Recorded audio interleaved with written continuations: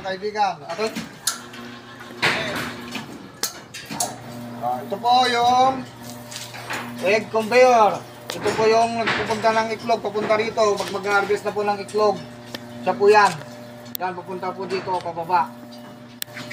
Babagsak po dyan. Pupunta rito. Ito po yan, yung pan na po yan, yung belt niya. Ito po. Ito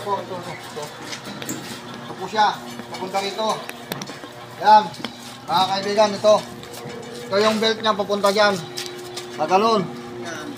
Papunta dyan para papunta ron sa harapan. Yan po siya. Yan.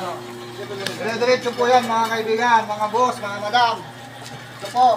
Pag nangitlog po yung manok, babagsak po dito. Yan po yung egg, papunta dyan. Dire-diretso lang po yan, pagkanyan po. Kaya napakaganda po itong equipment ng high top, mga madam, mga boss. Ito na po ang kunin nyo, equipment ng mga cage ng manok nyo po. Napakaganda to.